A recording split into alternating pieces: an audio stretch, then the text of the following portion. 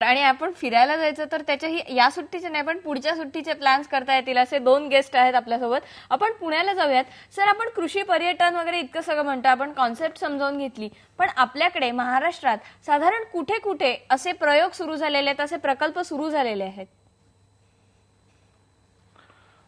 तसं पाहिलं तर नागपूर पासून खाली कोल्हापूर पर्यंत आणि इकडे अलिबाग पासून सोलापूर पर्यंत जवळजवळ 74 ठिकाणी आता कृषी पर्यटनाचे केंद्र चालू आहेत.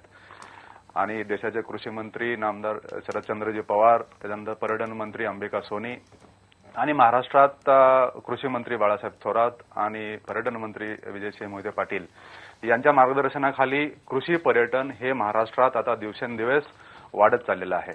आणि मग तसे त्यामध्ये पुणे जिल्ह्याचे पालकमंत्री नामदार अजितदादा पवार यांनी शेतकऱ्याला कृषी पर्यटन करत असताना पुणे जिल्हा मध्यवर्ती बँकेच्या मार्फत कर्ज धोरण जाहीर केलेलं आहे.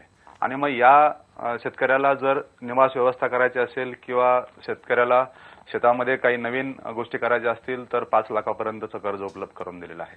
आणि मग या मार्ट म्हणजे महाराष्ट्र कृषी आणि ग्रामीण पर्यटन कोऑपरेटिव्ह फेडरेशन मार्फत शेतकऱ्यांना प्रोत्साहन केलं जात आहे की महाराष्ट्रावर अशा प्रकारचं केंद्रे, अशा प्रकारचे कृषी पर्यटनाची केंद्र उघडली पाहिजेत, जेणेकरून शेतकऱ्याची जी पुढची पिढी आहे या पुढच्या पिढीला असा एक ठोस व्यवसाय मिळेल की जेणेकरून त्यांना खेड्यातून शहरात जायची आवश्यकता पडणार नाही. त्याचबरोबर त्या शेतकऱ्याच्या मुलांबरोबर गावाचा विकास होईल. गावामध्ये बचत गट आहेत, गावामधला कारागीर वर्ग आहे, कलाकुसर करणारा जो वर्ग आहे, या सगळ्यांना गावातच रोजगार उपलब्ध होईल. आणि ग्राम समृद्धी, ग्राम विकास खऱ्या अर्थानं जर साधायचा असेल तर कृषी पर्यटन हे जे पर्यटनाचं सांगड कृषीला घालता यावी यासाठी मार्ट प्रयत्न करणार आहे. आणि ज्या प्रकारे तुम्ही बारामतीचं कृषी पर्यटन केंद्र बघा आणि नेरळला आहेत, अलिबागला आहेत. आणि सध्या कसं झालंय की आपल्याकडे शाळू किंवा ज्वारी ही हुरड्याला आलेली आहे. आणि मग ही हुरड्याला आलेली ज्वारी आज रविवार आहे, उद्या 26 जानेवारी आहे. तर महाराष्ट्रातल्या तमाम आपल्या प्रेक्षकांना मला असं सांगावं वाटतं की तुम्ही एक 20-25 किलोमीटर असं थोडंसं बाहेर पडा आणि मग ही ज्वारीची शेतं आणि ही खेड्यातला जो वातावरण आहे तर त्या शेतकऱ्याला तुम्हाला कृषी पर्यटन केंद्राची गरज नाही. कुठल्याही शेतकऱ्याकडे तुम्ही 20-25 किलोमीटर गेल्यानंतर त्यांना सांगा की काका आम्हाला हुरडा खायचा आहे आणि मग त्यांच्या शेतामध्ये हुरडा भाजून खा. आणि मग ही गंमत एक वेगळी असते. त्याला तुम्हाला जास्त पैसे खर्च करायची गरज नाही, परंतु तुम्हाला लाख रुपयामध्ये आनंद मिळणार नाही असा आनंद कृषी पर्यटनामधून मिळेल. आणि हा छोटा छोटा आनंद आता शहरातल्या लोकांना हवा आहे. शहरातल्या लोकांना फक्त पर्यटन करून तिथे बीचवरती जाऊन किंवा दऱ्या खोऱ्यामध्ये जाऊन फक्त फोटो काढायचा नाही, परंतु या सगळ्या शहरातल्या वर्गाला शेतामध्ये जाऊन किंवा आता चव्हाण साहेब सांगत होते की इको टुरिझम सारख्या ठिकाणी जाऊन काहीतरी ऍक्टिव्हिटी करायची आहे, काहीतरी निसर्गाला डिस्टर्ब न करता ऍक्टिव्हिटी करायची आहे. आणि मग अशा प्रकारे शेतावरती आल्यानंतर विहिरीत पोहा, झाडावरती खेळा, विट्टीदांडू खेळा, गोट्या खेळा, भोवरा खेळा आणि शेतकऱ्यालाही मदत करा. गायांच्या धारा काढा, संध्याकाळी गायांच्या धारा काढायला शेतकऱ्याला मदत करा. आणि मग ग्रामीण संस्कृतीचं काय आहे, ग्रामपंचायत काय असते, गावातली शाळा काय असते. आणि मग ही सगळी ज्या वेळेला तुम्हाला अनुभव मिळेल, हा अनुभव कुठेही दुसऱ्या पर्यटनामध्ये मिळणार नाही. आणि मग या तुमचा तर अनुभव होईल, तुम्हाला आनंद मिळेलच, परंतु त्याचबरोबर शेतकऱ्याला 2 पैसे मिळतील. तुम्ही एक छान प्लॅन आखून दिला सगळ्यांसाठी. 2 दिवस सुट्टी आहे आपल्याला, त्याच्यामुळे तुम्ही मस्त प्लॅन आखून दिला. पण मला विचारायचं की एखाद्या शेतकऱ्याला असं काही सुरू करायचं असेल, छान जागा असेल, शेती असेल, तर प्राथमिक लेवलला काय केलं पाहिजे, कोणाला अप्रोच करायचं, कोणाकडून ही माहिती सगळी घ्यायची? आता आपलं जे हे महाराष्ट्र कृषी आणि ग्रामीण पर्यटन कोऑपरेटिव्ह फेडरेशन जे आहे याला तुम्ही अप्रोच करू शकता. आणि त्यांच्या मार्फत आपल्या शेतीवर खरं म्हणजे प्रामुख्यानं आपली शेती फळती आणि फुलती पाहिजे. म्हणजे नुसतंच आपलं पडीक जमीन पडली आणि तिथं तुम्हाला कृषी पर्यटन करायचंय असं होणार नाही. तुमचा ध्यास तुम्ही मन लावून शेती करा. आणि मग ही मन लावून शेती केल्यानंतर तुमच्या शेतीमध्ये निसर्ग अवतरणार आहे. आणि मग अशा निसर्गामध्ये पर्यटन डेफिनेटली पर्यटक नक्कीच येतील आणि शहरातल्या वर्गाला ही शेती आणि शेतीचा निसर्ग बघता येईल. शेतकऱ्याला प्रामुख्यानं 3 बाबी महत्वाच्या आहेत. यामध्ये शेतकऱ्याला तिथं काहीतरी बघण्यासारखं हवं, शेती आणि शेतीच्या निगडीत काहीतरी तुमचे नवीन प्रयोग असायला हवेत, शेततळं असावं, डेअरी असावं, कुक्कुटपालन असावं. छोट्या छोट्या गोष्टींमध्ये त्याला असं 100 एकराची आवश्यकता नाही.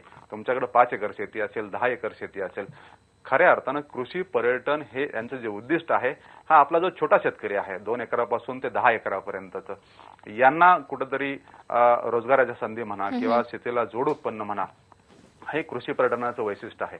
आणि मग त्यांनी महाराष्ट्र आपलं पर्यटन विकास महामंडळ असेल, महाराष्ट्र शासनाचं कृषी विभाग असेल आणि आपले कृषी आयुक्त देशमुख साहेब यांनीही या विषयाला मोठं प्रोत्साहन दिलेलं आहे.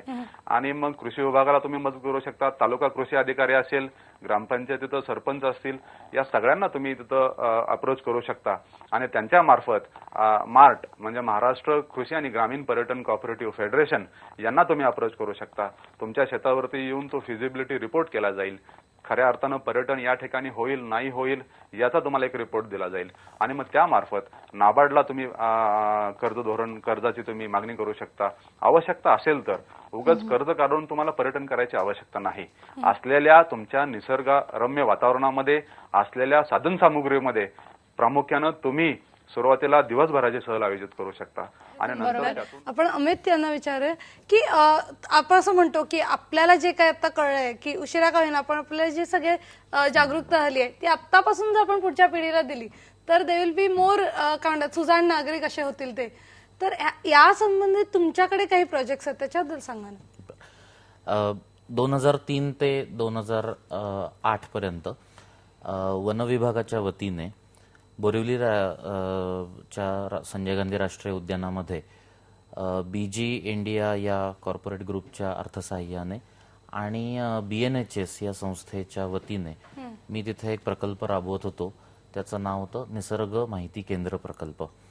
आणि या प्रकल्पामध्ये आम्ही आता तुम्ही जसं म्हणालात तीच संकल्पना मांडण्याचा प्रयत्न केला की लहान मुलांना त्याच्यात जास्त इन्व्हॉल्व करून घेता आलं पाहिजे, कारण त्यांना निसर्गाची उपजत अशी आवड असते, अट्रॅक्शन असतं. आणि त्याच्यात अजून एक ॲडिशनल गोष्ट झाली अशी की आमचा प्रकल्प जेव्हा चालू होता, जेव्हा आम्ही त्यांच्यासाठी काही कार्यक्रम करायचा विचार करत होतो, तेव्हा त्यांच्या सिलेबसमध्ये EVS हा सब्जेक्ट कंपल्सरी झाला, एन्व्हायरमेंटल सायन्स. त्याच्यामुळे पर्यावरणाचा अभ्यास हा शाळेमधनं सुद्धा आला आणि आमच्याकडे ती मुलं यायला लागली आणि खूप त्यांनी एन्जॉय केलं.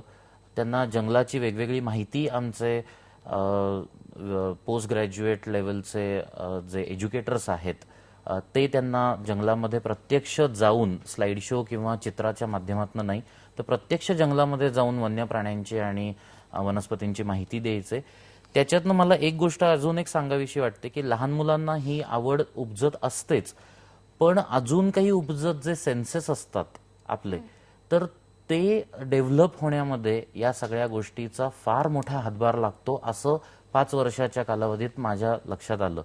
म्हणजे पर्सनॅलिटी डेव्हलपमेंटसाठी जशी आजकाल वर्कशॉप्स किंवा ट्रेनिंग्स होतात एक दिवसाची, तर आमच्या असं लक्षात आलं जी मुलं वारंवार निसर्गाला भेट देतात त्यांची ऑब्झर्वेशन करण्याची क्षमता, दृष्टी जी स्थिरावणं आवश्यक आहे, एखादी गोष्ट झाडावरती बसलेला पक्षी जो पानात दिसत नाहीये तो शोधून काढणं, पक्षी दिसत नसताना सुद्धा फक्त आवाजावरनं त्याला ओळखणं, एखादी गोष्ट वासावरनं आपल्याला जंगलामध्ये लक्षात येते. वास म्हणजे घाण वास नाही, पण एक वेगळा सुगंध असतो.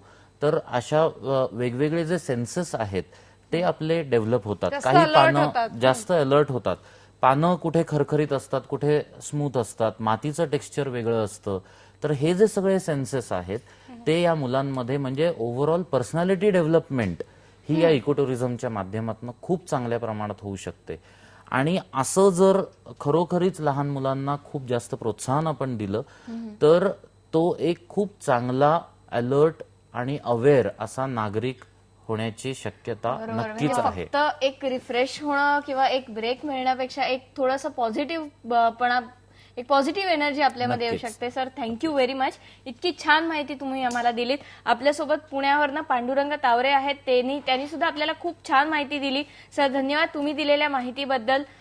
कृषी पर्यटन, इको टुरिझम ऐकलेलं असतं सगळे शब्द, पण नक्की काय करू शकतो, काय केलं पाहिजे ह्याची माहिती मात्र नक्कीच. आणि आज इंडिया टुरिझम डेच्या निमित्ताने आपण ही सगळी माहिती घेतली. सो मे बी आपण जास्त सुजाण आता झालेलो आहोत या सगळ्या गोष्टीबद्दल. तर हे होतं सलाम महाराष्ट्र, आपलं मॉर्निंग बुलेटिन. अचूक बातमी, ठाम मत, पहा फक्त IBN लोकमत.